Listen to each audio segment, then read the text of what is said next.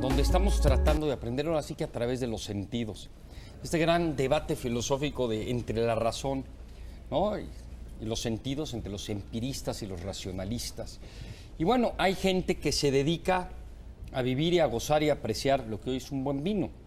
Me llama la atención que a lo mejor el peor vino de estas épocas sería sin duda alguna el mejor vino de hace 300 años. Y tenemos una paradoja del progreso en este hedonismo, que ya haremos un programa de ello, donde tenemos más que nunca, pues los estudios de depresión y de poca felicidad están floreciendo como nunca en este primer mundo al que llamamos la primera nación, según Benjamín Disraeli, que también lo tenemos que conocer y que todos tengan acceso para hablar, bueno, de los vinos. Tú querías recomendar unos vinos mexicanos que no son caros y que son muy buenos, que no son caros en términos de precio. Quería platicarte la historia rápida de un vino mexicano que don Antonio Ariza, que en paz descanse, sacó hace mucho tiempo, el Padre Quino, un vino que la gente que toma vino considera que no tiene nada que ver con el vino, pero si no hubiera sido por ese vino, la gente que comentas de 6,000 pesos de ingresos para abajo, no hubiera tenido la oportunidad, y muchos de nosotros cuando éramos jóvenes de acercarnos al vino, y ese vino se sacó precisamente a un precio muy accesible, muy ligero, para que todos tuviéramos la oportunidad, independientemente que los mexicanos no estábamos acercados al vino, y fue una de las maneras en que empezamos a tenerlo, ¿no? Se hizo un estudio de mercadotecnia, se sacó un envase que fue como florero y se hizo un éxito, pero ese tipo de vinos se producen muchos en México también, y yo defiendo a la parte mexicana en esta mesa, cualquier bodega que me digan, precisamente para que el mexicano se acercara a eso que el rey de España nos arrancó cuando el decreto de la prohibición de la producción de la uva en México. ¿Pero tú qué prefieres? ¿Que solo bebamos vinos mexicanos o prioritariamente como mexicanos defendamos el vino mexicano? ¿O que los mexicanos podamos tener vinos de calidad importante, más que nada que el consumidor, el ciudadano, goce lo que te ofrece el mundo, independientemente del país? Yo prefiero que los mexicanos consumamos vino y que aprendamos a tomar vino y que entremos a la cultura del vino en general. Pero aprovechando ahorita esta época de elecciones, yo creo que me gustaría, así como podría invitar a votar a la gente a que defienda también el vino mexicano con esa pasión y esa energía que necesitamos en México. Muy bien. No quitar esa alternativa. Bueno, a ver, ¿qué tan cierto es que el mejor vino blanco es un vino tinto? No. Eso es una falacia. Una mentira. Hay vinos maravillosos blancos, como el que vamos a degustar, es un vino de gran clase. Y bueno, yo quería hacer un comentario acerca de los vinos mexicanos. Yo les voy a recomendar los vinos mexicanos porque afortunadamente en nuestro país estamos produciendo vinos de calidad. Vinos de calidad. A veces vemos en el supermercado un vino de 40, 50 pesos y es mexicano y pensamos que es de lo peor. Les voy a decir que no es así. Por ejemplo, un vino que mucha gente menosprecia es el Cabernet Sauvignon XA de Domecq o el Blanc de Blancs XA de Domecq.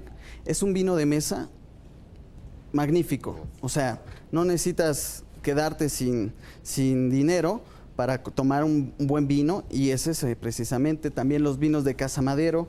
Hay muchos. Hay muchos. Ya le cobraremos el comercial a los que han mencionado. Estoy vacilando, vas. A ver, dinos, salud. Salud. Vamos a brindar porque todo el mundo vote. Sí, por favor. Sí, por favor. Y yo quiero que cada uno haga un brindis. Vamos a hacer un brindis de por qué los mexicanos deben de ir a votar, porque dentro de la gente que toma vino debe haber creatividad e inspiración.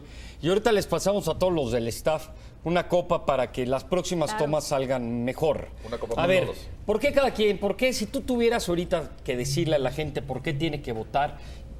¿Qué le dirías? Rápido, un brindis en ese sentido. No, yo creo que porque es un deber y un derecho.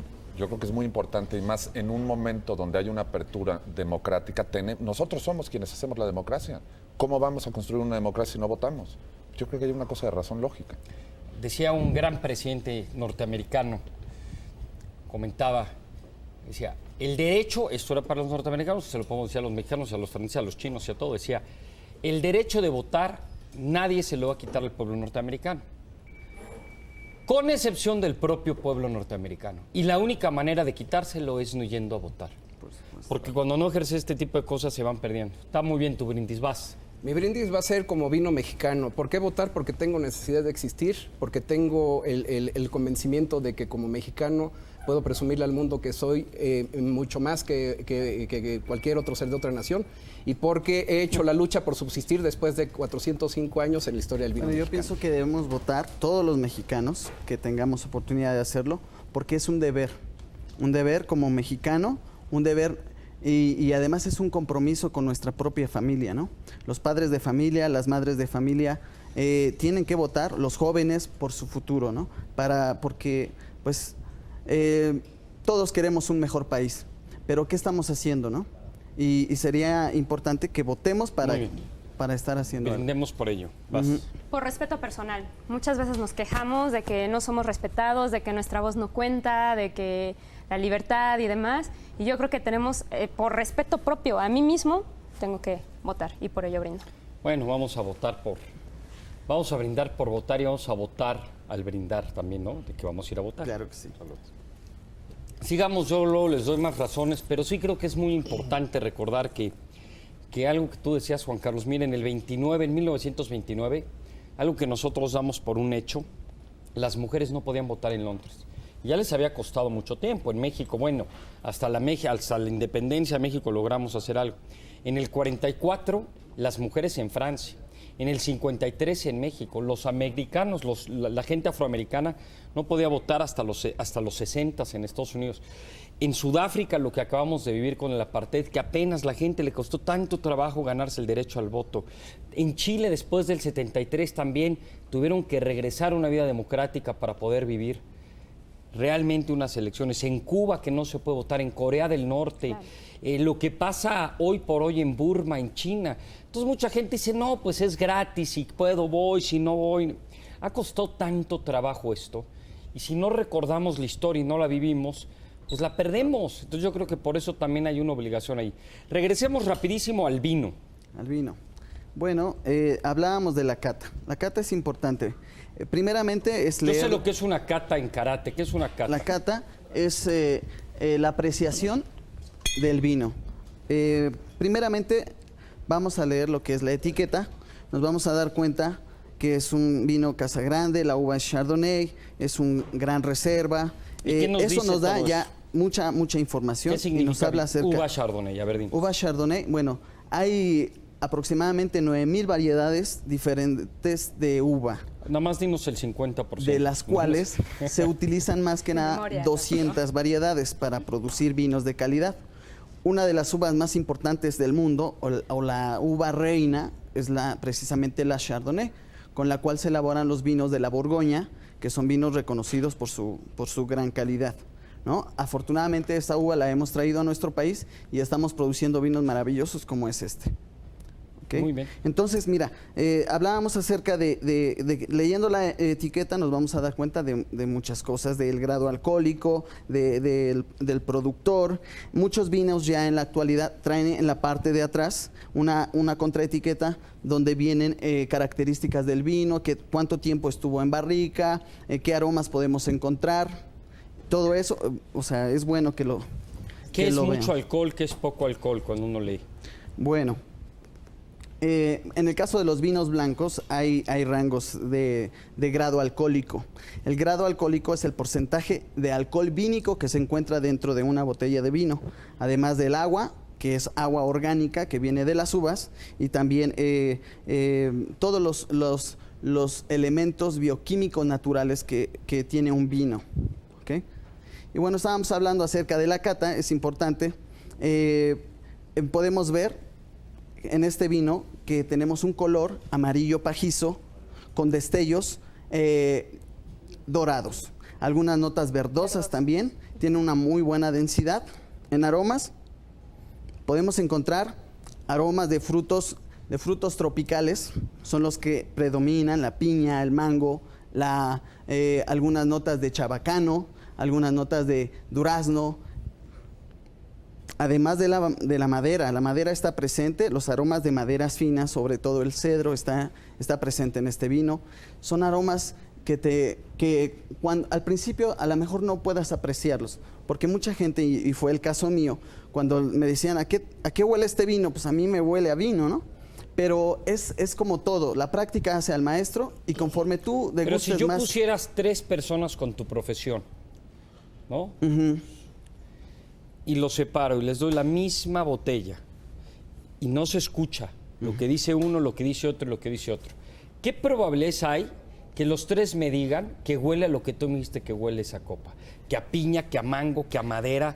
¿Qué probabilidades hay que coincidan? Mira, si son sommeliers profesionales y que además si tienen buen llevan... gusto como tú, es lo que me decís. Sí, también.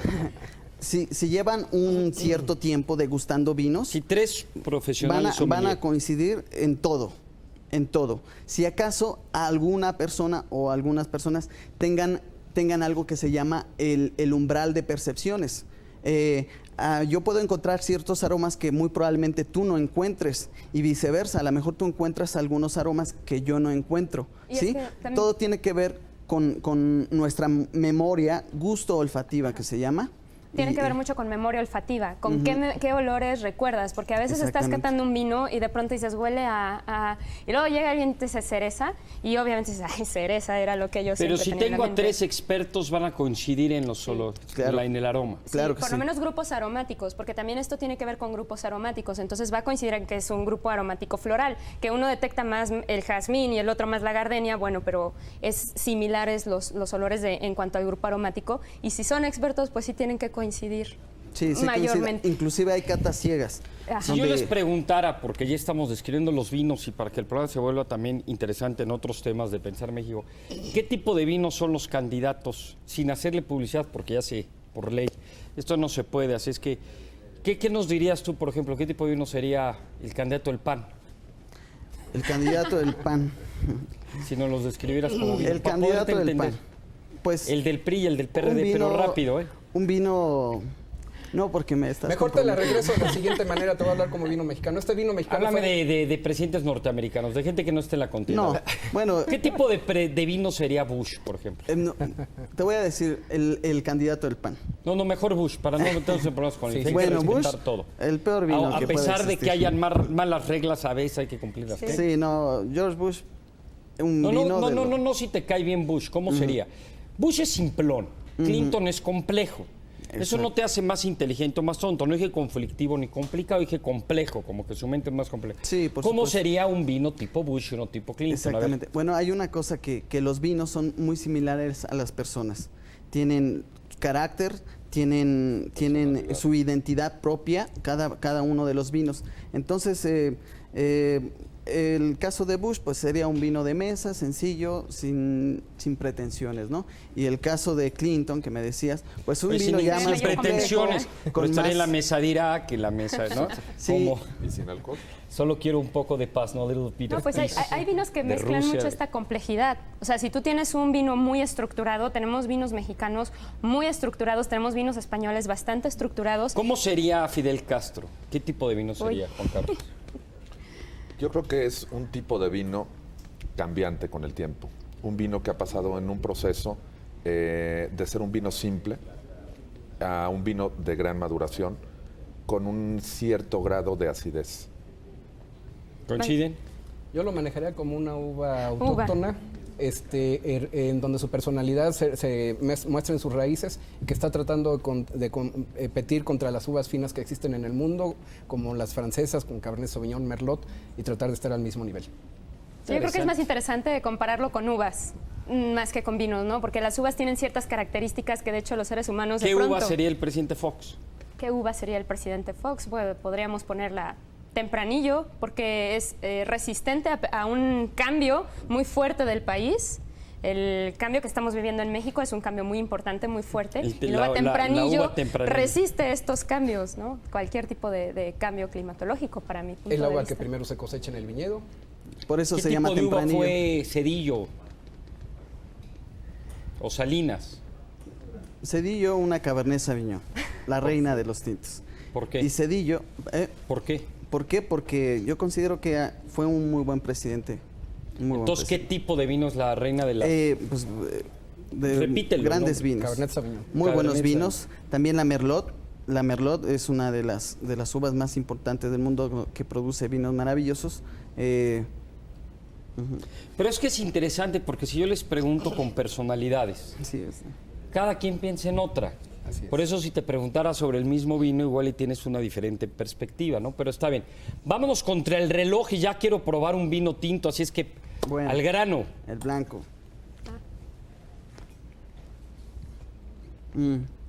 Después de buscar los aromas, Este ya va como Buscamos la los media hora del sabores. programa, después de buscar el aroma. después buscamos los aromas, perdón, los sabores, las sensaciones que te produce el vino, es importante. Y podemos darnos cuenta de la calidad de este vino. Y bueno, en retrogusto podemos encontrar aromas florales también, además de la frutalidad. Es un vino fresco, no tiene taninos porque es un vino blanco. Está Pero estupendo. miren, por favor, tómenle una escena de cómo lo prueba, ¿eh? A ver. Es que se llama ejercicio retronasal. Entonces tú pones el vino en el paladar y metes un poco de aire, lo absorbes y con eso estás jugando en el resabio, que es donde se une la nariz con la boca. Entonces ahí estás dando oportunidad a que expresen todos los aromas y sabores. Oye, Para ¿y tú hacerlo así más le dices sencillo, a tu novio, oye, dame un beso retronatal o cómo? A ver, simplemente ¿cómo son? catamos el vino. A ver. Miren, por favor, la cámara. ¿Se escucharon? El sonido, porque estás entrando, Y yo ventilando el vino. pensé que mi programa era complejo, Juan Carlos. ¿Qué tipo de comida le pondrías a esto? Yo este vino lo utilizaría para una entrada fresca, básicamente de mariscos, un cóctel de frutas, ¿sí? Una entrada sencilla, fresca. Es un vino lejos de lo dulce, con un cierto grado de acidez que complementa muy bien con un marisco o con una fruta. ¿La comida define al vino o el vino va a definir a la comida? ¿Qué debemos cuál debe ser nuestro criterio en lo personal, en la política pública, entre comillas, de la alimentación? En lo personal, yo creo que es el vino el que define la comida. Yo creo que Primero eliges el vino que quieres esa tarde, luego ya. Y después de ahí, entonces defines el plato. ¿Coinciden? Yo digo que se complementan, no son excluyentes, se complementan ambos. Tanto el vino define a la comida, tú puedes beber un gran vino solo. Bueno, si son los grandes vinos, si estamos hablando de los vinos complejos, si estamos hablando de las uvas estas complejas, pues obviamente va a ser un buen vino adecuado, incluso si lo bebes solo. Pero generalmente es el vino el que complementa a la comida. Son complementarios, para mi punto de vista. Yo No digo es que el vino lo excluyan. deciden las experiencias. La gente que sabe tomar vino toma vino, consume un platillo y decide con qué vino tomarlo. Yo no soy muy conocedor de vino, a pesar de que tengo 20 años en este medio, pero soy muy vanglotón como mexicano. No tengo tanto la experiencia ni el acercamiento al vino.